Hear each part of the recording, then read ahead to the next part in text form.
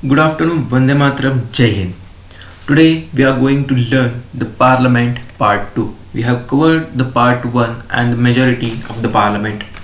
So today we will be discussing about the bill part, the quorum, the prorogation, adjournment, the sessions of the Parliament and the remaining part of the Parliament. And if any of you haven't subscribed to my channel, please subscribe to the channel and don't forget to click on the bell icon to get the notification of the new videos on time. So without wasting time, let's start. So the first part of the part 2 of Parliament is the session of the Parliament. There are 3 sessions of Parliament: the budget session, monsoon session and the winter session. So a session of the Parliament is the period of spanning between the first sitting of House and its prorogation or the dissolution in case of the Lok Sabha. The time period between the prorogation of a House and its reassembly in a new session is called recess. That means first meeting to the second meeting, the period between them is called as a recess. There are usually 3 sessions. The budget session is the longest and the winter session is the shortest. So the budget session starts on February to May. Monsoon session July to September. The winter session November to December. To remember this, I made a simple trick. That is, budget session requires 4 months, monsoon session 3 months and winter session 2 months. But after the May there is gap of 1 month. After September there is gap of 1 month, and similarly after December the gap is 1 month. So for the budget session, leave the January part, count from February 4 months to May, leave 1 month, then July to September 3 months, after September leave 1 month, count 2 months, November and December. That's the simple trick that you can get to know for the session of the Parliament. Then comes the important parliamentary terms, points, motion, bills and questions and committees. So the maximum gap between the 2 sessions of the Parliament cannot be more than 6 months. That is, at least 2 sessions has to be completed in a year. The President summons and prorogues the 2 houses of the Parliament that we have discussed earlier as well. The President's summons, that means the President told each house to come and have the session. The quorum, we have already discussed in the previous part as well. The quorum is the minimum number of a member required to be present in the house before the transaction of any business. It is 1/10 of the total number of the member of each house, including the presiding officer. It means there must be at least 55 members present in the Lok Sabha and 25 members in the Rajya Sabha. The adjournment. An adjournment suspends the work in a sitting for a specified time, which may be hours, days or weeks. Then comes adjournment sine. Adjournment sine means terminating a sitting of Parliament for an indefinite period of time. In other words, when a house is adjourned without naming a day for reassembly, it is called adjournment sine. That means after the completion of a meeting, I have not specified for the further meeting when will it happen. That is called as adjournment sine. The power of adjournment as well as the adjournment sine lies with the presiding officer of the house. It's all power for the adjournment, and adjournment sine has the power for is in the hand of the presiding officer. Then the prorogation. The presiding officer, specifically speaker or chairman, declare the house adjournment sine when the business of a session is completed. Within the next few days, the president issues a notification for prorogation of the session. However, the president can also prorogue this house while in a session. The president have the power to prorogue the house while in session. The dissolution. A dissolution ends the very life of the existing house and a new house is constituted after general election is held. Dissolution in short means after the completion of the period of a house. Suppose that house is the Lok Sabha. As we know that after each 5 years the election happens. So after the completion of 5 years, the house, that is Lok Sabha, get dissolved and the new election is held and the new Lok Sabha is seated in the house. That is called as the dissolution. Then every minister and the Attorney General of India have the right to speak and take part in the presiding of either house, any joint sitting of both the house and any committee of parliament which he is a member without being entitled to vote. That means every minister and Attorney General can sit in house or in joint sitting but cannot vote. The lame duck session refers to the last session of the existing Lok Sabha after the new Lok Sabha has been elected. That means lame duck means चलने देते हैं कि आखिर की ही meeting है, इसके लिए चलो आज ऐसे ही बैठ के कुछ तो करते हैं, इसलिए उसे lame duck session बोलते हैं. Then for what is the question hour? It is the first hour of every parliamentary sitting. In the question hour, the member asks questions and ministry usually give answers. Is starred questions distinguished by an asterisk. It requires an oral answer and hence supplementary questions can follow. Then the unstarred question, on the other hand, requires a written answer and hence supplementary questions cannot follow. In starred question, you give the answer in oral form. In unstarred question, you give answer in the written form. The short notice question is one that is asked by giving a notice of less than 10 days. It is answered orally. That means first you give the notice to any member of the party for having the answer for a question. That answer is given generally in orally form. Then the 0 hour. 0 hour is basically you raise matter without any prior notice. That is meant by a 0 hour. It starts immediately after the question hour. After the question hour, the 0 hour starts and lasts until the agenda for the day, that is regular basis of business of the house, is taken up. In other words, the time gap between the question hour and the agenda is known as the 0 hour. It is an Indian innovation in the field of parliamentary procedures and has been in existence since 1962. We Indian developed the 0 hour time, or we can say the parliamentary proceedings. It has been in existence from 1962. The closure motion. What is the closure motion? It is a motion moved by a member to cut short the debate on the matter before the house. If the motion is approved by the house, debate is stopped forthwith and the matter is put to vote. Simply, the closure motion itself says that the debate has to be stopped and let's conduct the voting to finalize the answer. The privilege motion. It is concerned with the breach of parliamentary privilege by a minister. It is moved by a member when he feels that a minister has committed a breach of privilege of the house or one or more of its members by withholding facts of a case or by giving wrong or distorted facts. The calling attention motion. It is introduced in the parliament by a member to call the attention of a minister to a matter of urgent public importance and to seek an authoritative statement from him on that matter. The calling attention motion means if a particular matter is urgent public importance, then any member of the parliament call their attention for it. They seek the authoritative statement for that. Then comes the adjournment motion. It is introduced in the parliament to draw the attention of the house to a definite matter of urgent public importance and needs the support of 50 members to be admitted. Rajya Sabha isn't permitted to make use of this device and the discussion should last for not less than 2 hours and 30 minutes. The adjournment motion, in short, a minister draws the attention of the house for urgent public importance, but it need more than 50 members support.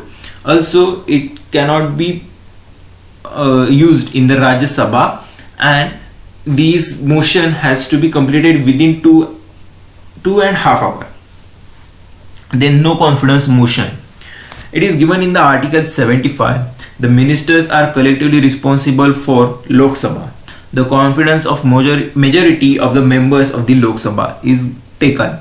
The motion needs the support of 50 members to be admitted. Then comes the confidence motion. The government formed with wafer thin majority, which has been called upon by the president or to prove their majority on the floor of the house, can sometimes on its own seeks to prove its majority by moving a motion of confidence and winning the confidence of the house. If the confidence motion is negated, it results in the fall of the government. So basically the government is formed with very thin line. Then it has given some period of time to give the confidence of the motion that you have the power to be a government. That means you have the support of minimum members required to form a government. That is the confidence motion. Then the censure motion. It can be moved against an individual minister or a group of ministers or the either entire council of ministers. It should state the reasons for its adoption in the Lok Sabha. It is moved for censuring the Council of Ministers for specific policies and action.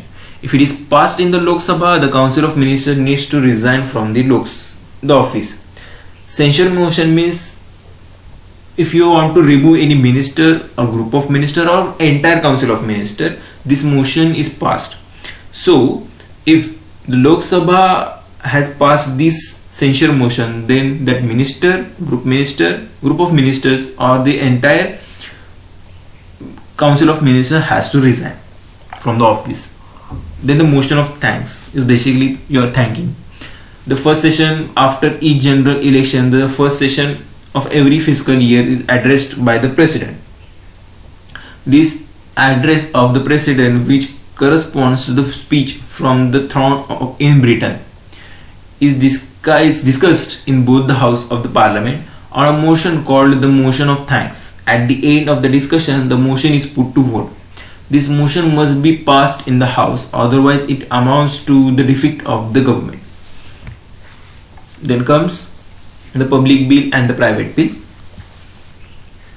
The public bill is introduced in the parliament by a minister.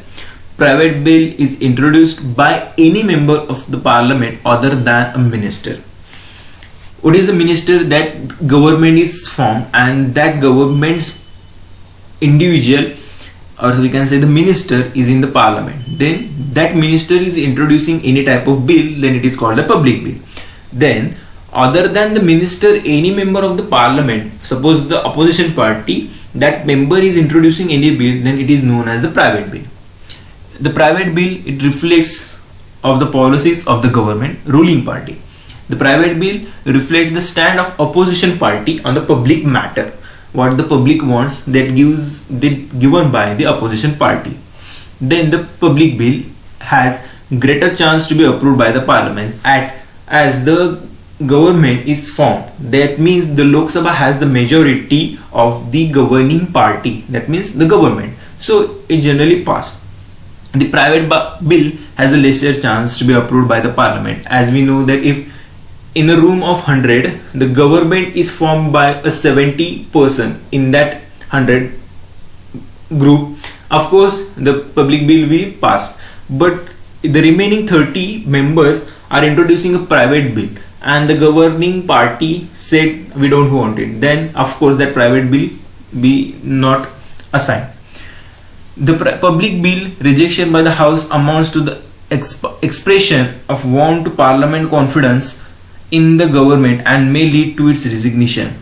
Private bill rejection by the house has no implication on the parliament confidence in the government or its resignation. That means the public bill has to be passed by the parliament, and the private bill, it is, we all know that it is not that much importance, that is, it is from the opposition party.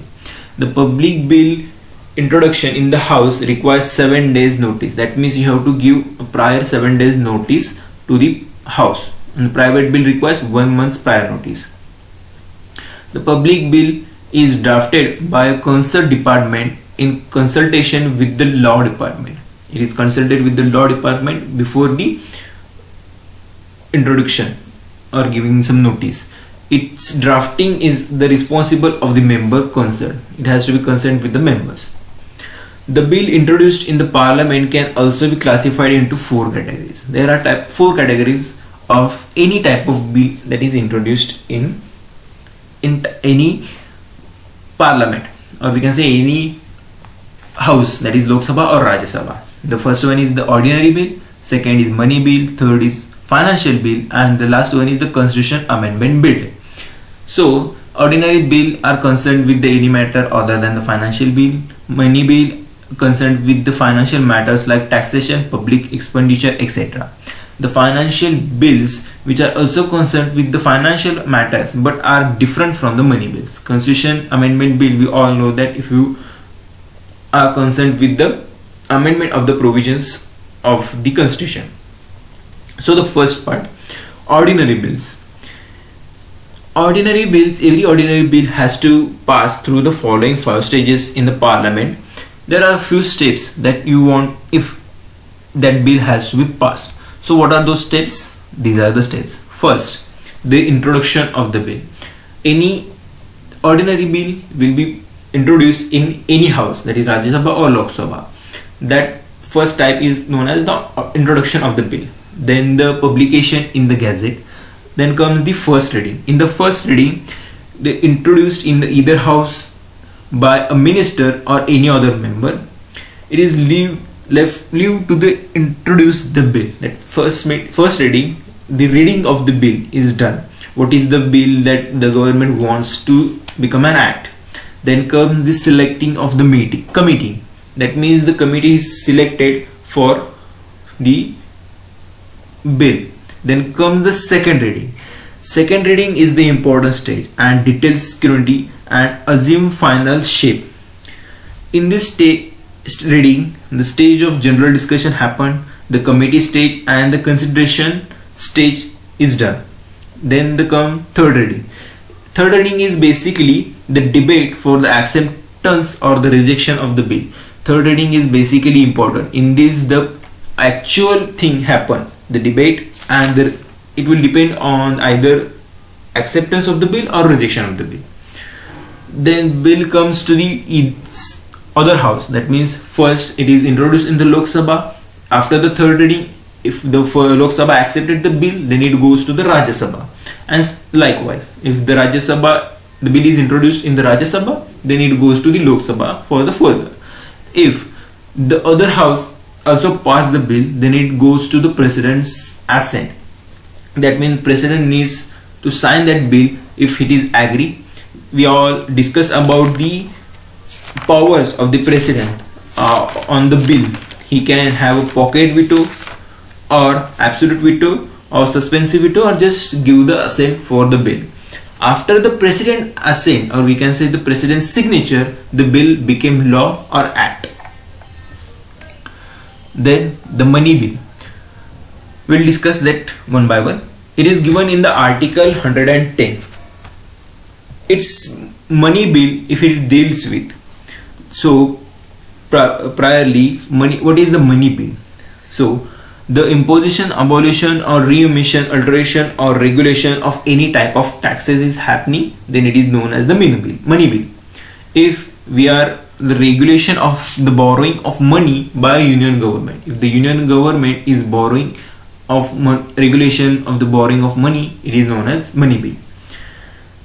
The custody of the Consolidated Fund of India or the Contingency Fund of India, the payment of money into the withdrawal of money from such funds. If you are withdrawing or depositing any type of money in the Contingency Fund or Consolidated Fund, then it is known as the money bill. We will discuss the Consolidated Fund and the Contingency Funds in upcoming slides. The appropriation of money out of the Consolidated Funds of India, this all is known as the money bill. Also, bill is not a money bill if it is in the following reason. First one is the imposition of fines or penalties. If it is dealing with the fines or penalties, it is not the money bill. Second, demand one payment of fees for license or fee for services, then it is not the money bill. Also, the declaration of any expenditure charged on the consolidated funds of India or increasing the amount of such expenditure, the receipt of money on account of consolidated fund of India or the public account of India or the custody or issue of such money or the audit accounts of the union or the state. Any matter incidental to any of the matters specified above. However, the bill is not to be money bill, that we have already discussed. The penalties, the fees are not part of the money bill. Also, the imposition, abolition, remission, alteration or the regulation of any tax by any local authority or the body of local purposes, this will be not in the money bill.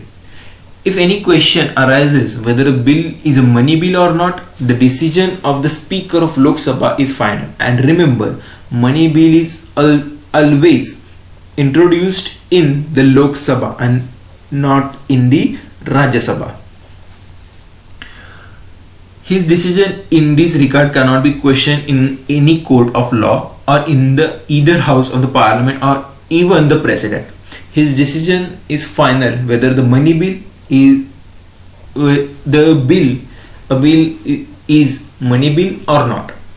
When a money bill is transmitted to the Rajya Sabha for recommendation and presented to the president for assent, the speaker endorses it as a money bill. The constitution lays down a special procedure for the passing of money bill in the parliament. A money bill can only be introduced in the Lok Sabha, and that too on recommendation of the president. So basically, president is having an idea about what the money bill is all about. So the assent is given easily. Every such bill is considered to be a government bill and can be introduced only by a minister. Only minister is introduced. It is the government bill, not the private bill. After a money bill is passed by the Lok Sabha, it transmitted to the Rajya Sabha for its consideration. The Rajya Sabha has restricted powers with regard to a money bill. As we all know that money bill has more power in Lok Sabha. It cannot reject or amend a money bill. It can only make recommendation. In Rajya Sabha has only one power. It cannot cancel out the all money bill. The Rajya Sabha has to give the recommendation if it is needed or just assent the bill. It must return the bill to the Lok Sabha within 14 days, whether with or without recommendation. The Lok Sabha can either accept or reject any recommendation of the Rajya Sabha. So basically, it means after passing from the Lok Sabha, money bill goes to Rajya Sabha. Rajya Sabha gives recommendation. So these are the recommendation, you need to improvise this bill. But Lok Sabha says we will take this recommendation and changes the bill and then we will pass. Either we are not taking any recommendation, you have to pass. That's the stand of the Lok Sabha. But if it goes to Rajya Sabha, then any recommendation is the Rajya Sabha, then it has to give within the 14 days. If the Lok Sabha accepts any recommendation, the bill is then deemed to have been passed by the both houses in the modified form. If the Lok Sabha does not accept any recommendation, the bill is then deemed to be passed by the both houses in the form of originally passed by the Lok Sabha without any change.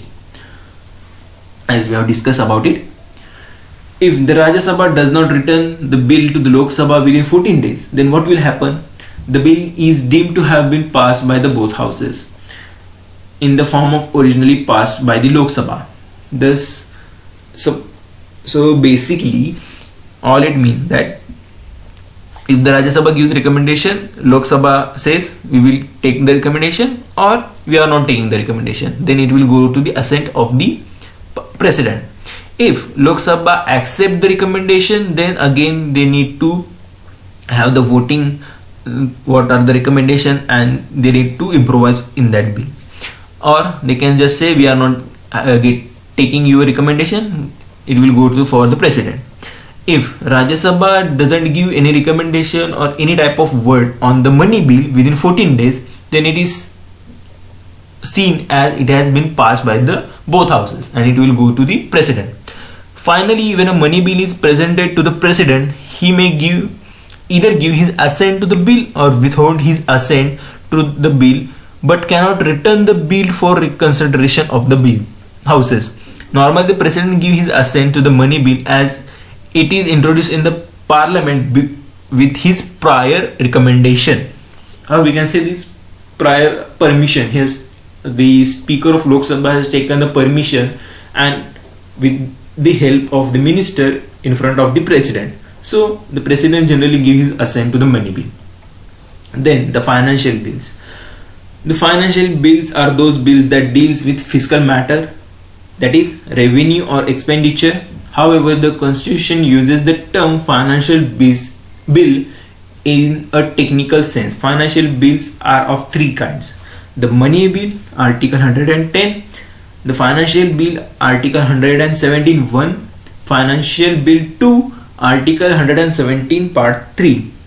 So basically, the financial bill 1 introduced in the Lok Sabha and not in the Rajya Sabha after the recommendation of the president, same as ordinary bill.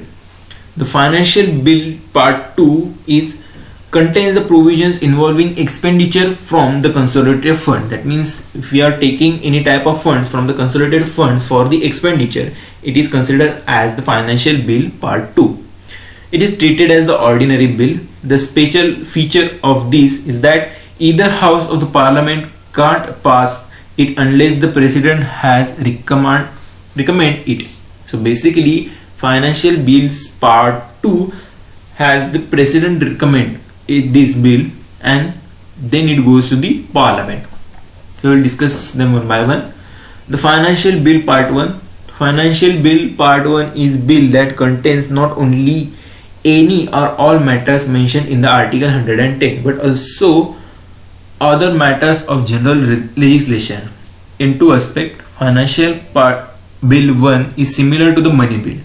Both of them can be introduced in the Lok Sabha and not in Rajya Sabha. As I said, both of them can be introduced only on the recommendation of the president. In all other respect, the financial bill Part 1 is governed by the same legislative procedure applicable to an ordinary bill. Then the financial bill Part 2, as I said, it is first recommended by the president and then goes to the parliament, and it contains the provisions of the expenditure from the consolidated fund, and then it is treated as the ordinary bill. The joint sitting of the two houses. Joint sitting is an extraordinary machinery provided by the constitution to resolve the deadlock between the two houses over a passage of bill. So basically, joint sitting means if one house passed a bill, ordinary bill, and it goes to the other house, but other house is not passing that bill and it is holding the bill or giving some recommendation or cancelling out, then the president summons the joint sitting. President says तुम दोनों साथ में बैठ जाओ और जो भी मामला है सुलझा लो. A deadlock is deemed to have taken place under any one of the following three situations after a bill has passed by the one house and transmitted to the other house.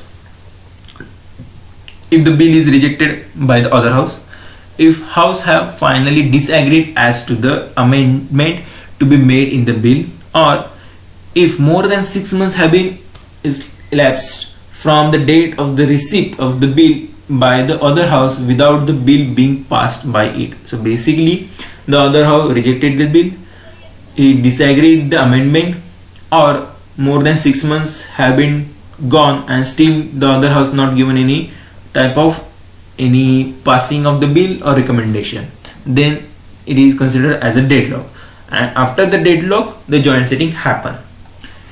In the above three situations, the president can summon both the houses to meet in the joint sitting for the purpose of deliberating and voting on the bill. So what is the issue, how we are going to deal with it? So president summons, president says to both the houses, come sit together, we will discuss on this matter and we will resolve it here and have a voting and then we will pass. It must be noted that the provisions of joint sitting is applicable to ordinary bill or financial bill. and only, and not on the money bill or the constitutional amendment bill. In the case of money bill, the Lok Sabha has overriding powers, while a constitutional amendment bill must be passed by each house separately. In reckoning the period of 6 months, no account can be taken of any period during which the other house is prorogued or adjourned for more than 4 consecutive days. If the bill under dispute has already lapsed due to the dissolution of the Lok Sabha, no joint sitting can be summoned. That means Lok Sabha is dissolved, then and the time has been increased as 6 months, then no joint sitting will be happen, as there is no one house, only the Rajya Sabha is there, so there will be no joint sitting. But the joint sitting can be held if the Lok Sabha is dissolved after the President has notified his intention to summon such a sitting, as the bill does not lapse in this case. After the President notifies his intention to summon a joint sitting of the two houses, none of the house can proceed further with the bill. If President says you are going to sit together and have one voting, then the other house cannot say anything on that bill. Whatever the other house want to say, they will say it in the joint sitting. Then the Speaker of the Lok Sabha presides over the joint sitting. The President summons, that means Presidents allow them to sit together, says come and sit together, but the leadership of the joint sitting is done by the Lok Sabha Speaker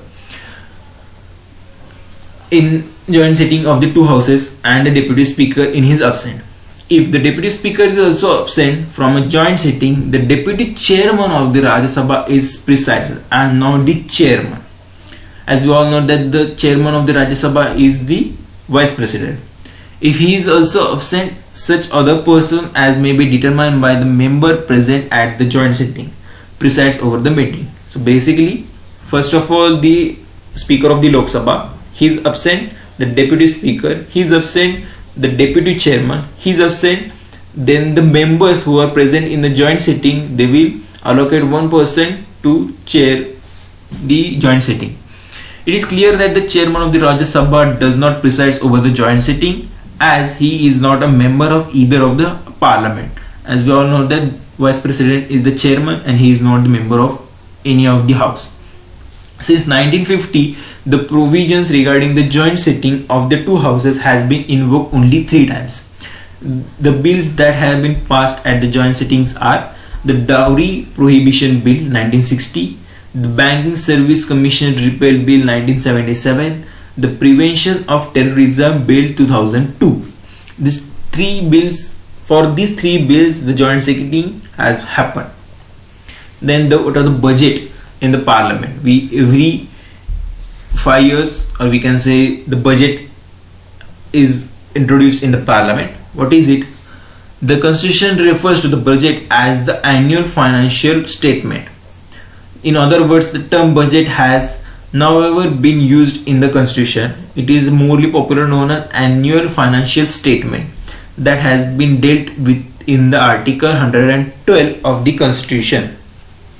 It is generally done in the 1st April 31st March. The budget is a statement of the estimated receipts and expenditure of the government in a financial year. So basically it gives the expenditure done by the government. Overall, the budget contains the following: the estimates of revenue and capital receipts, ways and means to raise the revenue, estimates the expenditure. So basically the government says that this amount of revenue we are going to collect and this amount of expenditure we will going to do. Then the details of actual receipts and expenditure of the closing financial year and the reasons for any deficit or the surplus in that year is done in the budget of the parliament. Economic and financial policy of the coming year, that is taxation proposal, prospect of revenues, spending program and introduction of new schemes or projects. Till 2017, the government of India had 2 budgets, namely the railway budget and the general budget, while the former consisted of the estimates of receipts and the expenditure of only the Ministry of Railways. The latter consisted of the estimates of the receipts and the expenditure of all ministers of the government of India except the railways. So basically there are two budgets, railway budget and the general budget. Railway budget by the Ministry of Railways and the general budget by the Ministry of the Government of India. Railway budget is separated from the general budget in 1921 on the recommendation of the Ackworth Committee. August 2016, the railway budget merged into the general budget. The budget goes from the following stages. The stages are the presentation of the budget, the general discussion, the scrutiny of the departmental committee, voting on demand of the grants, passing of the appropriation bill, and the passing of the financial bill. Then the constitutional provisions. The Constitution of India contains the following provisions with the regard to the adjournment of budget. The President shall, in respect of every financial year, cause to be laid before the House of Parliament and the statement of estimated receipts and the expenditure of the Government of India for that year. So basically the President deals with this matter. So presidents have the power, or we can say the President says how much the expenditure is done, how much revenue is collected in the front of Parliament. No demand for a grant shall be made except on the recommendation of the President. No money shall be withdrawn from the Consolidated Fund of India except under appropriation made by law. No money will imposing tax shall be introduced in the Parliament except on the recommendation of the President, and such a bill shall not be introduced in the Rajya Sabha. No tax shall be levied or collected except by authority of law. The Parliament can reduce or abolish a tax but cannot increase it. The Constitution has also defined the relative roles of position of both the House of Parliament with regard to the adjournment of the budget in the following way. A money bill or the financial bill dealing with taxation cannot be introduced in the Rajya Sabha. It must be introduced only in the Lok Sabha, as we have discussed earlier as well. The Rajya Sabha has no power to vote on the demand for grants if it is exclusive privilege of the Lok Sabha. The Rajya Sabha should return the money bill or financial bill to the Lok Sabha within 14 days. The Lok Sabha can either accept it or reject it. The estimates of the expenditure embodied in the budget shall show separately the expenditure charged on the Consolidated Fund of India and the expenditure made from the Consolidated Fund of India. But the budget shall distinguish the expenditure on revenue accounts from other expenditure. The expenditure charged on the Consolidated Fund of India shall not be submitted to the vote of Parliament. However, it can be discussed by the Parliament. The charged expenditure. What is it? The budget consists of two types of expenditure. The expenditure charged upon the Consolidated Funds of India and the expenditure made from the Consolidated Fund of India. The charged expenditure is non-votable by the Parliament, that is, it can be only be discussed by the Parliament, while the other type has to be voted by the Parliament. The list of the charged expenditure are follows: the emolument or the allowances of the President and other expenditure relating to his office, salaries and allowances of the Chairman, Deputy Chairman of Rajya Sabha, and the Speaker and the Deputy Speaker of the Lok Sabha. The salaries, allowances of judges of the Supreme Court, the pension of the judges of High Court, salary, allowances, pension of Comptroller and Auditor General of India, the salary, allowances, pension of Chairman, member of the UPSC, the administrative expenses of the Supreme Court, the office of the Comptroller and Auditor General of India, and the UPSC, including the salaries, allowances, pension of the person serving in this office. The debate charges for which the Government of India is liable, including interest, sinking fund charge and redemption charges and other expenditure relating to the rising of loans and the services redemption of debt, any sum required to satisfy any judgment decree or award of any court or arbitral tribunal, any other expenditure declared by the president to be charged. So basically it means the allowances, salaries, pension of few of the officers. It is come under the charged expenditure. Then what is Consolidated Fund of India? So Consolidated Fund of India is a fund to which all receipts are credited and all payments are debited. In other words, all revenue received by the government of India, all loans raised by the government by issuing of treasury bills, loans or ways and means of advances, and all money received by the government is repayment of loans from the Consolidated Fund of India mentioned in the Article 266. The public accounts of India. All other public money other than those which are credited to the Consolidated Fund of India received or on the behalf of the government of India shall be credited on the public account of India mentioned in the article same 266. What is Contingency Fund of India? The Constitution authorized the Parliament to establish Contingency Fund of India, into which the amount is determined by law or paid from time to time. Accordingly, the Parliament enacted the Contingency Fund of India Act in 1950. This fund is placed at the disposal of the President, and he can make advances of out expenditure pending of it to meet unforeseen its authorization by the Parliament mentioned in the Article 267. The Public Accounts Committee, then the Estimate Committee, the Committee on the Public Undertaking, the Committee of Privilege, Ethics Committee is there, the Business Advisory Committee is there, Rules Committee is there, then the General Purpose Committee, the Departmental Standing Committee is also there, then the Consultative Committee. These are the few committees that much of not that important in the perspective of the exam. You can just go with the slides if you want to and have a brief idea about it.